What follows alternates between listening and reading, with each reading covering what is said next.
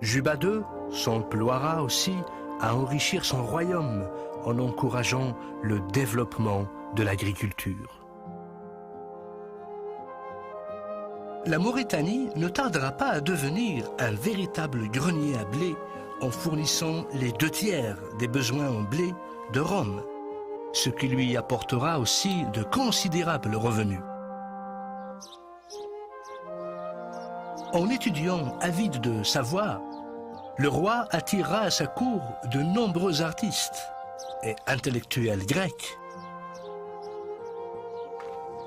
tandis que les uns lui orneront le palais de superbes sculptures, les autres lui vendront des manuscrits rares collectés dans le monde entier. Juba II a écrit beaucoup d'ouvrages consacrés à l'histoire, à l'archéologie, au théâtre et à la peinture. À l'instar des Grecs qui, en guise d'admiration, ont placé son buste à la bibliothèque d'Athènes, nous aussi, nous ne pouvons que rendre hommage à ce grand roi berbère pour sa curiosité intellectuelle.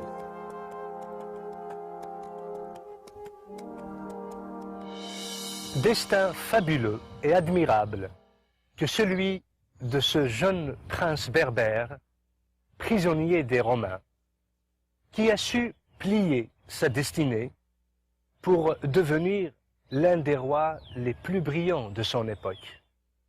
Juba II a su réunir et diffuser les composantes de la culture méditerranéenne.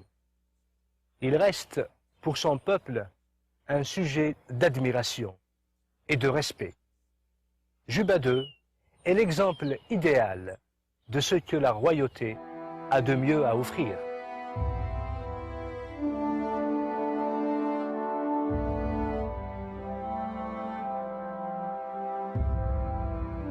Avec la présence romaine en Afrique du Nord, le christianisme atteint les populations berbères pour jouer un rôle majeur dans leur histoire. Cependant, les Romains ne tolèrent pas la foi chrétienne. Ils considèrent cela comme une menace à la stabilité de l'Empire.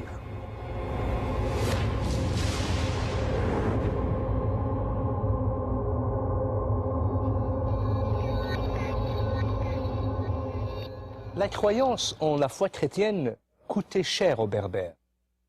Persécutés, torturés à mort, les Berbères comparaissaient quasiment tous les jours devant les tribunaux romains. Décapités, livrés dans les amphithéâtres aux bêtes féroces, brûlés, crucifiés. Malgré tout, les Berbères chrétiens sont restés fermes dans leur foi.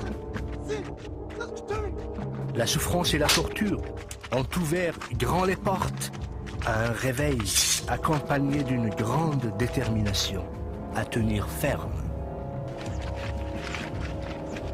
Ainsi, les Berbères ne vont pas uniquement donner un grand nombre de martyrs à la foi chrétienne, mais aussi la crème des philosophes et des penseurs qui vont par la suite consolider la chrétienté et défendre la foi face aux persécuteurs et face aux hérésies.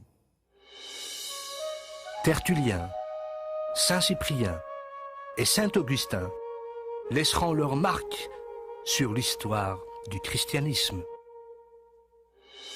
C'est à cette période noire de persécution de l'Église en Afrique du Nord que naquit à Carthage Tertullien. Tertullien, un des pères de l'Église d'Afrique du Nord, était doté d'une formation de jurisconsulte. Il s'intéressera aussi à d'autres disciplines, la poésie, la philosophie, l'histoire. Il va étudier les Grecs et les Latins. Il est d'une érudition remarquable. Il va par la suite défendre l'Église et la foi face aux persécuteurs et face aux hérésies. Tertullien est parmi les hommes prépondérants de l'Église en Afrique du Nord. Il est un témoin fidèle et courageux de la foi chrétienne. Il est l'avocat des martyrs par excellence. Le fait que les martyrs semblaient accepter sans discussion leur condamnation le révoltait. Il rompra avec cette soumission passive et contribuera ultimement à la défaite du paganisme. Tertullien se révoltera d'abord contre un paganisme d'État, intolérant, qui refusait le droit de citoyenneté aux chrétiens. Ensuite, contre une hiérarchie ecclésiastique qui faisait des concessions et se compromettait avec les puissances du siècle. Tertullien est considéré comme le fondateur de la théologie biblique. Il est parmi les pères de l'Église qui marqueront considérablement l'histoire de la chrétienté. Il est à la fois apologète, enseignant, moraliste et théologien. Tertullien est considéré aussi comme le champion de la défense de la chrétienté. À sa suite viendra Cyprien. Lui, il va s'atteler au sujet de l'unité de l'Église. Cyprien est issu d'une famille de la haute bourgeoisie carthaginoise. Enfant de païen, il défendait l'idolâtrie. Il jouissait aussi d'une fortune personnelle considérable.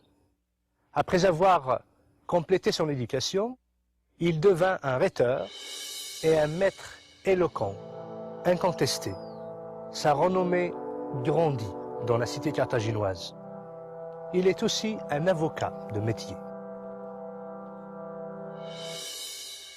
Cyprien de Carthage mena une vie de très haut niveau. Il aimait les luxes et les plaisirs de la vie.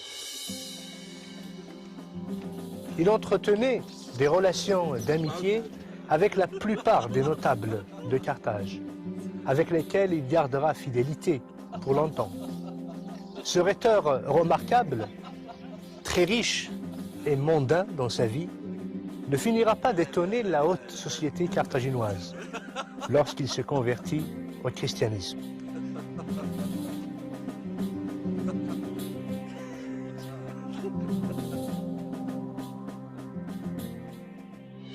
Une fois converti, Cyprien va distribuer toutes ses richesses aux pauvres. Dans un de ses traités, Saint Cyprien explique sa conversion. J'errais à l'aveugle dans les ténèbres de la nuit. Je flottais à la dérive, ignorant de ma vie, étranger à la vérité et à la lumière. Cyprien est élu évêque de l'église de Carthage. Il prendra ainsi la charge de l'église et occupera une place de prééminence dans l'ensemble de l'église d'Afrique.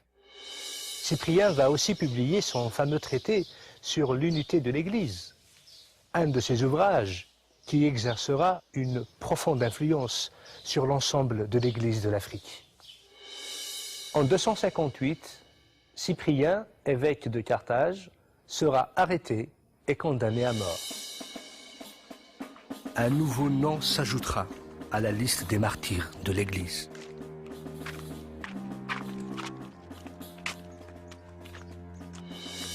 Lorsque Constantin devient empereur de Rome, il manifestera une attitude bienveillante envers l'Église. Ainsi, la religion chrétienne, devenue officiellement une religion de l'Empire, reconnue, la persécution envers les chrétiens va cesser.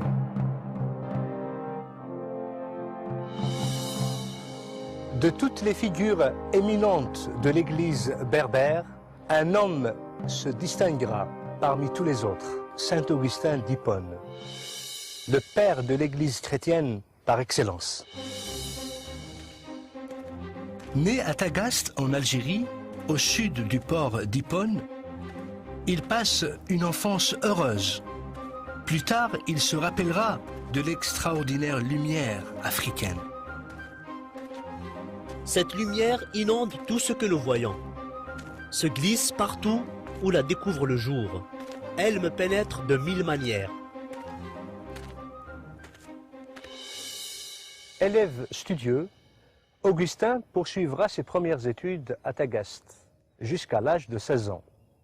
Sa mère, qui est une fervente chrétienne, voudrait pour lui une formation chrétienne. Son père, qui est un propriétaire terrien et païen de tradition, rêvait pour son fils d'une formation de rhéteur ou d'avocat. À l'âge de 17 ans, Augustin se retrouve à Carthage pour une durée de près de 12 années, où d'abord il est étudiant, par la suite professeur.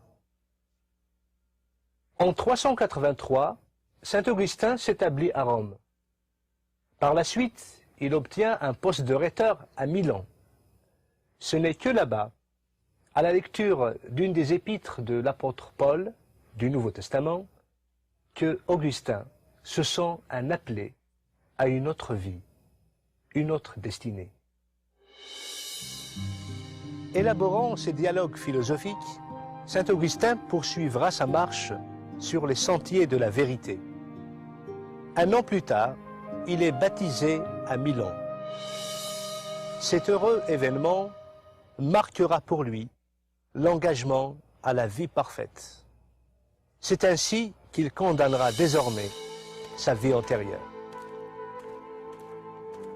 Quelque temps plus tard, Augustin va perdre d'abord sa mère, ensuite son fils, des coups durs et successifs qui le marqueront brutalement.